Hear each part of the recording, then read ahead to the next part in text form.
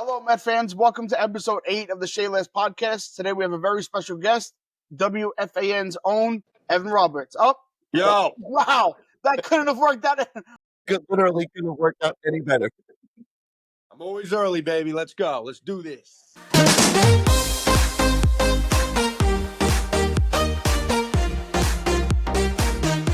So we have a very special guest here today. You guys know him from WFAN. He's also the great producer of the Rico Bronya podcast, avid Mets fan, Evan Roberts. How you doing today, Evan? An honor to be here. How we doing today? Awesome. We really appreciate this. So the Mets just wrapped up their first series of the season, and I feel like as a Met fan, everything's always backwards with this team. We feel like the offense is going to rake, and the pitching is going to be a question mark. And then they come out in Houston, the bullpen and the starting rotation was really good, and everybody not named Juan Soto couldn't get out of their own way. You think that's going to be, how long do you think that takes to kind of balance itself out? We all have to take a deep breath. You need to take a deep breath. I need to take a deep breath. And maybe my brain is clear because it's been like 36 hours since they played. But it's 3 games against the Astros, who happen to have one of the best closers in baseball in Josh Hader, who happen to have one of the most reliable starters in baseball in Framber Valdez,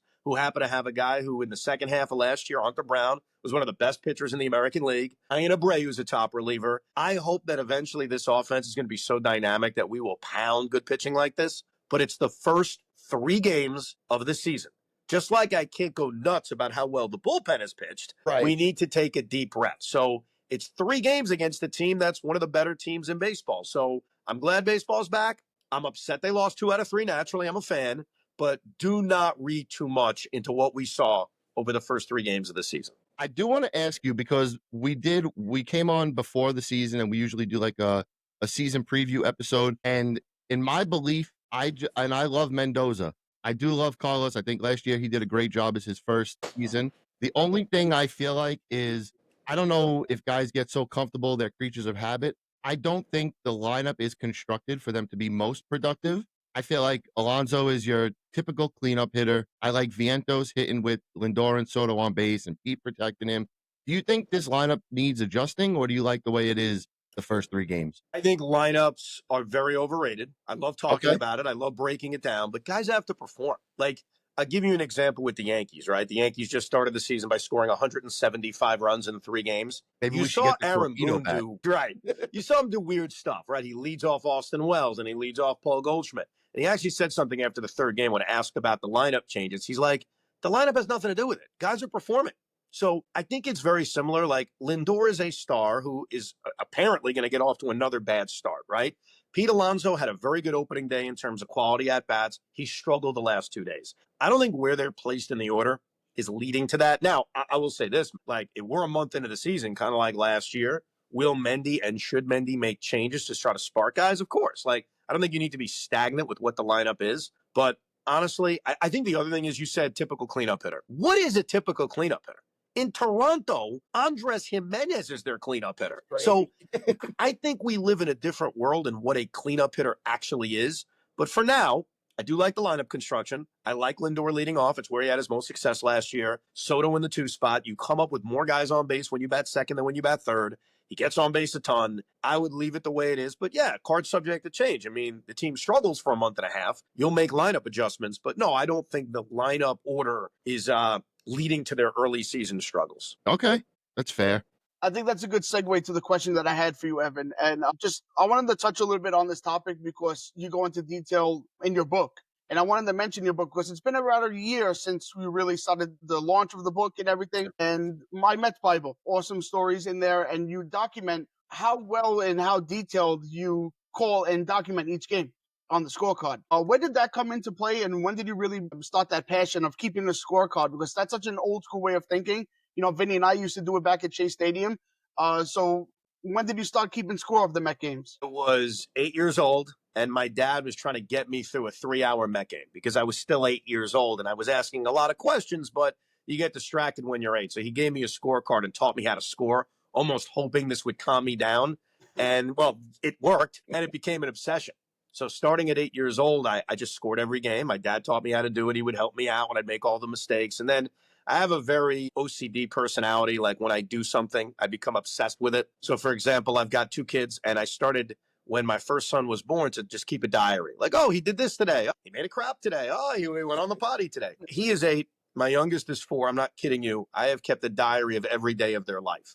And I think it's very similar to the scorecard. I just become OCD. I become obsessed. So as time went on scoring these games, I wanted to become more detailed. And then it became, I have to score every game I watch. I've gotten better at that, where I could take a step back and like decide once in a while maybe not to score a game. Those days are rare. So I just became obsessed. And here I am at 41 years old. It helps my job. I will admit that. I think that's made it easier, that especially the Rico, more so than my regular show, where we're going to go through a game. Having the scorecard in front of you tells you the entire story. So it started off as a simple thing at 8 years old, and the obsession has never gone away. That's awesome. All right, so I have a question about one of your, I guess, coworkers. Now the Mets are doing the new 5-borough race. Keith McPherson had a lot to say about this. Yeah. He said that Citi Field is basically turning into an amusement park.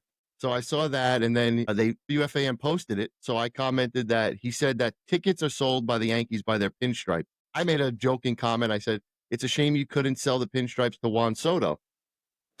So, so how do you feel about all this stuff? Do you think like Citi Field is becoming one big gimmick, or do you like it? Well, if you asked me this question 10 years ago, I would have probably been more like Keith, where I'm just here for the game. Shut up. Give me the game. I don't need this other stuff. But now, like I mentioned, I'm a father with 2 kids. And now I'm my dad trying to get my sons to a full baseball game. And the reality is the entertainment helps. It's true. Like my oldest son loves the game. Man, I'm trying to remember what it is. I got it. The game where they show someone in the stands and then compare it to a celebrity. Oh, those are great. Yeah. He finds it wildly entertaining. Now, I understand Keith, or maybe me 10 years ago, saying, this is stupid, just give me the game. But families go to games. And that 5-borough mascot race is one of the most badass things the Mets have ever created. I cannot wait to watch it. I remember as a kid loving the airplane race that they used to do. Yeah. So I think what we have to realize, for anyone who thinks, oh, it's about the game. Yes, it's about the game. For a geek like me, of course it's about the game. But everyone who goes to the game, it's not strictly that. Like, you do need entertainment. So I'm glad they're doing stuff like that. Some are going to be hit or miss, and that's okay.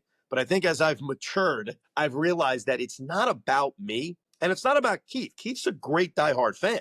So for guys like us, yeah, we don't need that crap to go to the game. But it's not only for us. You know, to get people to go, you got to give them more than just a baseball game in 2025. So I think he's wrong about that, but I am excited about that particular race. And I will tell you right now, I am working very hard to get me, Tiki, Sean, and Loogie to be in a mascot costume and race. I heard that. I want to be a part of it. We're working on it, and I will let everyone know if we pull that off. Also, if you do that, Lou, we got to get to Citi Field when they work that out. 100%. I also wanted to ask, going back to your book, I'm sorry to reference it again, but it was awesome. You mentioned all the time about how this book. There it is. There it is. My Mets Bible. It was a great read, and I wanted to mention your love and your passion and what opening day means to you. We know that the Mets home opener is coming, and we know it's well documented how many years in a row you've been to opening day, except for, I think you mentioned once before that 2021 there was a mishap and you weren't able to make it. But what's so special the opening day at Citi Field and previously Shea to you and your family? I think that when the Mets and baseball are a part of your life and you spend a lot of summers there, a lot of summer afternoons, a lot of summer nights, the opening is always special because you missed it. It's a part of your family. It's like not seeing a family member for 5 months or whatever the off season truly is. So it's that excitement of a new beginning and a new hope. Obviously, we have a lot of expectations this season, but we've had a lot of years in our life as Met fans where we haven't had high expectations. But going into every one of those years, I always say, you never know it's baseball. And that works both ways. A year like this can end terribly because you never know it's baseball. So I think it's the combination of seeing your family for the first time in months and being back in the building, but also the new hope of a season and the dream that this could be the year, even in years you least expect. I mean, last year is a great example of it. Most Met fans, they may change what they said now a year ago, but they did not have optimism going into the year, and yet we were 2 wins away from going to the World Series, which I think was pretty stunning. Of course. It's crazy. So it's the hope of a new beginning and basically seeing your family again. I know Positive Tommy was always up on last year, right? He's It kind of started in May, in fairness. Like, if you go back to the Positive Tommy gimmick, he actually kind of started it when I shaved my beard. It all coalesced at the same time. So I would say he was born after the Knicks got eliminated. which you definitely loved. I know you loved that. Oh, yes. Yes, I enjoyed that. So with the lineup the way it is now, obviously Soto and Lindor seems to always get off to these slow starts, but I'm not too worried about him. The only one that I actually am kind of worried about, and I'm hoping he proves me wrong because we need him, is Pete. He didn't have a great year last year by his standards in a contract year, and now essentially he's playing for another contract with the opt out. So I'm hoping with Soto in the lineup that he'll get more pitches to hit and everything. Do you see him kind of having a year like last year, or once he gets hot, do you see him boosting his numbers again? I have optimism that he's going to have a good season. I don't think he's going to have a career season. Like, I don't think he'll ever match the numbers of his rookie year. But I also look at it this way with Pete, and I love Pete. This is make or break time. Right. We could look at the last couple of years and we clearly see a decline, and we could excuse it away. This year, on a 1-year deal with Juan Soto hitting right in front of him, so the assumption is he's going to come up many, many times with guys on base. He has to have a big year. And honestly, if he doesn't have a big year, he'll be gone at the end of the season, whether he's replaced by an elite level free agent or it's internal options. He just won't be here anymore. So I think this is a year of closure for Pete Alonso, for us as Met fans. I have optimism he'll have a good year. I think he's going to hit 40 home runs. I don't think the batting average doesn't really matter, but for those that care, I think he'll probably hit 240, 250. And I think that this is a year in which he will be a force in the lineup. And if he isn't, then I can't make excuses anymore. Like, if he continues his downward trend, and let's say his OPS is 780 when it's all said and done, and he still struggles to get big hits, then he's just not going to be on the team next year. I doubt he would even opt into that second year because the salary goes down as much as it does. So I believe in Pete. I really do. I was encouraged by opening day. He had a lot of really good at-bats. Even to start the year, I know his first pitch out against Josh Hader kind of rubbed people the wrong way, but he's had a lot of good at-bats. He's taken a lot of close pitches, and hopefully he'll put it all together. He also got robbed. Remember that great play by Jake Myers? I think it was the Saturday game, the Friday game. So it's 3 games. You get 3 hits against the Marlins on Monday night. Your batting average looks a lot respectable. So got to take it slow. And of course, that elite level free agent being Vladimir Guerrero, which seems like a pipe dream, but some of us also thought Soto was a pipe dream. So I guess fingers crossed. I don't obsess with Vlad the way I obsess with Juan. Like, Juan Soto is just a better player. And number 2, the money he's going to ask for makes me fear that if you give that to him, as much money as Steve Cohen has, it's really going to stop you from doing a lot other things. Like, you're going to have 2 guys making $600 million. So I would actually be surprised if Vladimir Guerrero Jr. is a Met next year. I would agree. I kind of I think Boston's going to be in play for him. I think Boston's on the upward trajectory. I think they're a really good up and coming team. I mean, I think Vladdy would just put them way above anybody in the AL East. So that's kind of where I see him going. I'm with you. I think he's a Red Sox. I think he's a Red Sox or a Blue Jay. I think there's still a decent chance he stays, but I agree with you. I think the Red Sox showed in their Soto negotiations, and they've got wiggle room on Bregman because of the opt-outs. They'll clearly throw a ton of money at him. Yeah, so I definitely see him going there. When looking at the Mets lineup in general, and then especially focusing on the starting pitching, a lot of us in our group chat, we always hear this pitching lab that the Mets have produced over the last couple of years.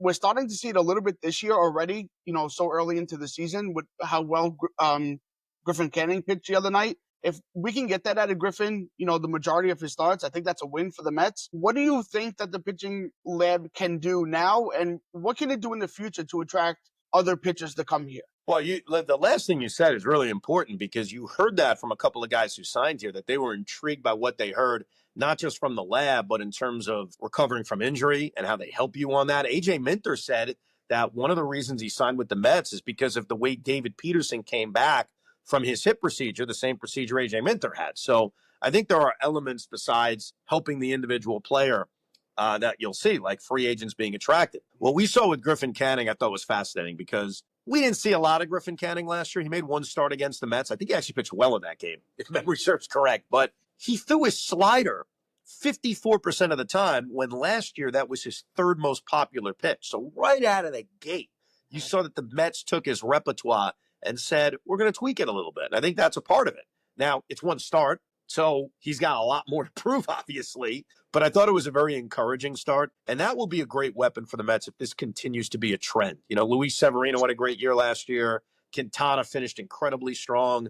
We know about Sean Manaea's year. Hopefully he's back soon. I remember growing up, looking at the Braves. We think about their stars, but it was you can send anyone to Leo Mazzoni and he would fix them. Jarrett Wright goes there, has a good year. There were so many examples Yeah. of that. St. Louis had the same thing with Dave Duncan. So if this can be our thing where you can bring average to below average pitchers to the Mets and turn them into not necessarily aces, but solid contributing arms, that will be a huge weapon because right now, David Stearns doesn't seem to have an appetite to spend big time money and big time years on free agent starters. So if you can get the most out of a Griffin Canning, that would certainly be a big help. The early returns are good, but the key word is early. I think the interesting thing about the lab is also the young kids that we expect to come up and developing them differently now than when 2015 and 14 when we had that next generation of great young pitching. And I know Montas spoke on it too. He spoke to Yeah. Severino, and that was a big one.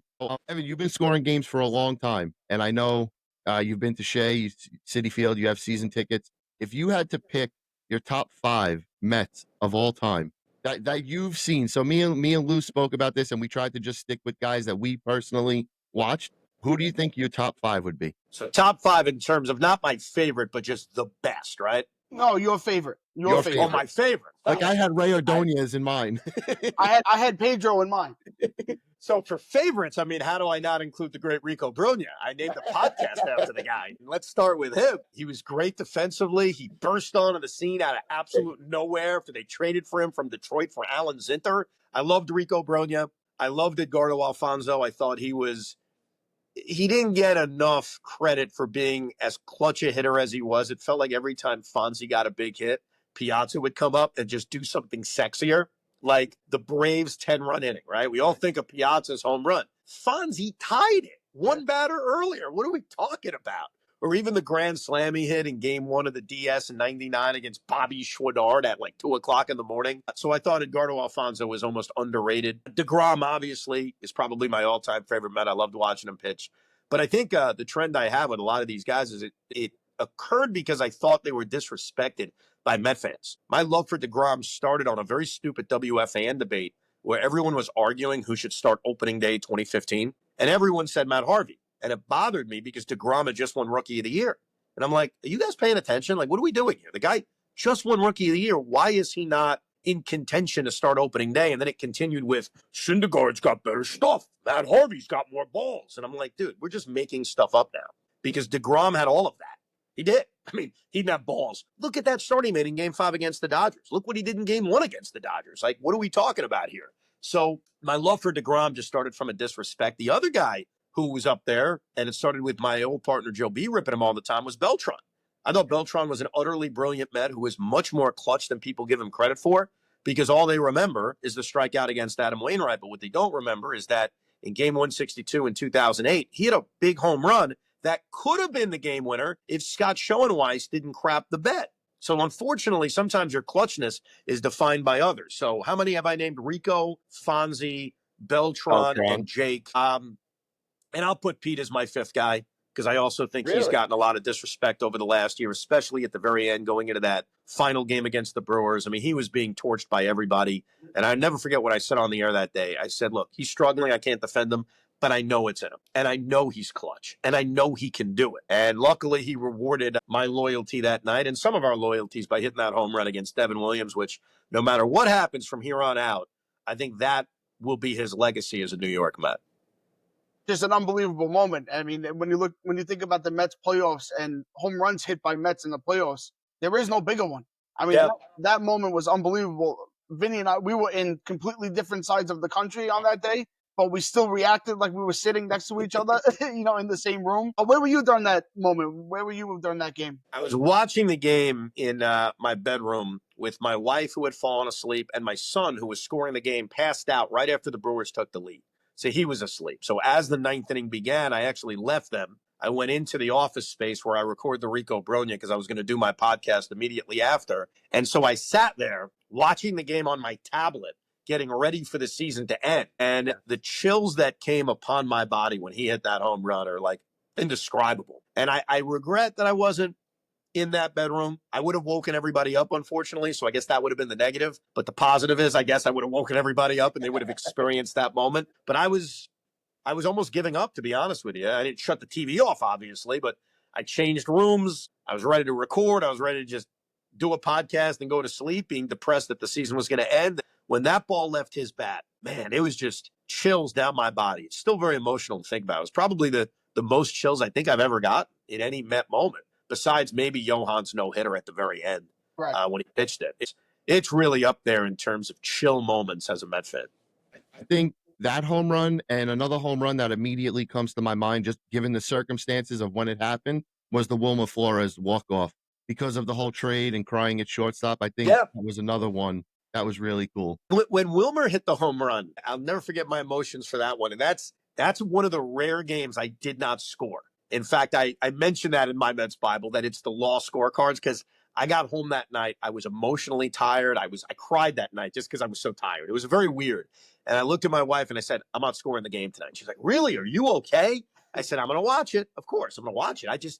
I can't physically do it. And when Wilmer hit the home run, my reaction was to hysterically laugh. I thought it was funny. I was like, can you believe this, hon? I woke her up. I'm like, son of a bitch was crying 2 days ago. I'm crying earlier tonight. And now he's hit the game-winning home run against the Nationals. This is ridiculous. Yeah, I had a very different emotion when Wilmer hit that home run, but it was awesome. It's certainly up there. I think in the 15 yearbook, Howie Rose was the one that said he watched it dissolve into pixie dust as it floated over the wall because it was Disneyland. It was very, very well described. Yeah. So you guys do a game now on WFAN. I believe, I may get this wrong, it's called Same Faces, New Places, in which New team, who dis? Yes. Marash and Tommy, by the names you give them, you would kill them. So I got 4 guys, and I put a little bit of a twist on it. I got 4 guys. I want to see if you remember who wore their number before these 4 guys. That's a weakness of mine. You got my kryptonite. I suck with numbers, but I will give it my best shot. Okay. 48, Jacob deGrom. This Who is a wore tough 48 one. before Jake? The year before he came up. That's tough. No, I'm gonna go to the roster in my head, 2013, because he was a rookie in 14, so I guess someone could have worn it. I'm gonna go with that big doofy lefty. Not a lefty. He was a big guy. Was he a lefty pitcher or no? No. Okay, I'm thinking of the wrong guy then. He was a big guy, number 48, before DeGrom. That's a great question. I will tell you this. Once you give me the answer, because I'm not going to get it, I will never forget the person's name now. Like, this guy will live in my lifetime forever. And you will absolutely remember the guy. I'm going to guess John Roush. No, he was a big guy, though. It was Frank Francisco. Frank Francisco. That's a good one, yeah. Okay. The man who threw chairs. Yes. Number 15. You remember who wore 15 before Beltran? So we're going back to 2004, obviously. 15 before Beltran. God. 2004. That was such a horrible year. The Art House season. Todd Zeal was there. Johnny Franco was there. What other crappy play? Probably like a middle infielder or something. Let's see. I'll give you some hints. He was an outfielder. He came from Houston. Outfielder who came from Houston. He was on the Mets for a very short time. So maybe so Derek Bell wore 16 when he was here in 99. It's not him. Because I remember the one next to him, but that was 16. That wasn't 15. I don't know. Who was it? Richard Hidalgo. Oh, Hidalgo. That's a name. He had like one huge month. Didn't he have like this month in which nobody could get him out? Yeah. Big Dick Hidalgo. Wow. So the next 2 guys, I picked Reyes and Wright. So who wore number 7 before Reyes? And I think this was actually it was the first number he wore on the Mets, because I think he switched to the next number after. Ray Sanchez. No, he was a catcher. Alex Cora. Alex Cora was a good one, but this guy was a catcher. Jason Phillips wore 23. No, it was him. It was him. Was it? Yes. I thought he wore 23. That's why I said he switched. Yes. All right. So did I get credit for that one? I'll give you credit for that one. and the captain. Do you remember Jason Phillips used to be able to do splits at first base? It was very impressive. The glass with the goggles. The goggles, yeah. And the captain, number 5. This one I feel like you'll get. Number 5 before David Wright came up obviously in 04. Wasn't Ty Wigginton. He took his spot. I think he wore number 9 for some reason. Spot. I don't know. So this guy was on the Mets, went to the Giants, and came back to the Mets. So on the Mets. 102-03. Really? Oh, I got the answer. Tsuyoshi Shinjo. Yep. There it is. That's it. Let's see. Let's give Evan a round of applause. So he's the last Met to wear 5 before David Wright. That's Yeah. fascinating. And then I just have one more question. I know you got to get off soon. Just real quick, if you want to just throw the name out there, who wins the triple threat match and who wins, Cody or Cena? I got to throw a wrestling question at you. John Cena's a lock to win. I don't think you do this big turn and this big build to have him not win the championship. So I would say that's a lock. I think the triple threat's going to be won by CM Punk because I think the fact that there's this favor involved, whatever it is, and I think Roman doesn't need to win. Like Roman wins all the time. He's had this great career. Like he doesn't need to win. Seth always loses. I'm going to go with CM Punk and John Cena as your victors in the 2 main events at WrestleMania. Awesome. It's awesome. I had to get one WWE question with you. You have to. Evan, one question that we asked a couple of our guests so far, both Nelson Figueroa and Howard Johnson. Vinny and I were both able to grow up at Shea Stadium, and then, of course, later now into our adulthood, experience plenty of awesome moments at Citi Field. What stadium would you prefer to watch a game at with your family? Would you rather go to Shea Stadium, like the old days, or would you rather enjoy the Citi Field amenities that we have now? Here's the reality. I would love to take my family to one game at Shea Stadium and show them where I grew up and show them the old ballpark. After that one game, and probably, let's be honest, after about 4 or 5 innings, Citi Field blows it away. And my dad still has a tough time accepting that because, look, he saw the entire history of Shea Stadium, and he loves it. And our seat at Citi is great. Our seat at Shea was even better, just the way the building was with the load section. But in terms of bathrooms, in terms of food, in terms of things to do for the kids prior to games, it's a complete mismatch. It's not even close. So I would like to go back. I wish we could go back for like one day. Just like I wish I go to the Polo Grounds for one day, just to experience it. Right. But would we want to sit in those woody seats forever? No. Our asses would hurt. So give me a game. Give me an old-timers game at Shea Stadium if you could do that. But Citi Field. That's awesome. Awesome. And then, Evan, just before you go, usually me and Lou, we give like however long you want just to throw whatever out there that you're doing. Talk about the Rico Bronya, WFAN. We'll give you the mic. And we just want to thank you so much for hopping on with us. If maybe one day in the future we could do it again, we listen to you every day. Appreciate it. Fans. So thank you very much. The floor is yours. Take it away. Well, I'm on the radio at 2:00 with Tiki Barber. We do Rico Bronya podcast most days, but definitely after each series is over. And if you're looking for a book to read, get My Mets Bible, Scoring 30 Years of Baseball Fandom. Thank you very much. Evan, thank you so much. We really appreciate it. And we will definitely talk to you soon. And let's go Mets. LGM, baby. Thank you. Thank you.